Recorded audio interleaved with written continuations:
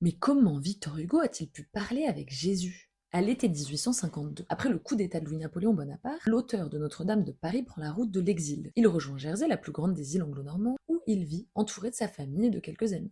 En septembre 1853, il reçoit la visite d'une journaliste, Delphine de Girardin, qui l'initie à une pratique en vogue à cette époque, le spiritisme. Elle propose à Hugo et à ses proches de communiquer avec les morts via un guéridon à trépied trouvé chez un marchand de jouets. Au départ, l'écrivain est sceptique, mais un jour, quand la table tressaille, il se demande si c'est pas l'esprit de Léopoldine, sa fille morte dans un accident une dizaine d'années auparavant, qui se manifeste. Et puis il se met à y croire de plus en plus. Et il se met à dialoguer avec tout un tas de personnalités, enfin avec leurs esprits, les esprits de grands esprits. Platon, Alexandre le Grand, Jésus, Mahomet, Galilée, Shakespeare, Molière, Robespierre ou Napoléon. Victor Hugo croit à la migration des âmes, qu'on appelle la métempsychose. Il croit aussi qu'il est en train de découvrir une nouvelle religion. Il pense que les procès-verbaux de ces dialogues avec les morts seront la Bible du futur. Force est de constater qu'il s'est complètement trompé.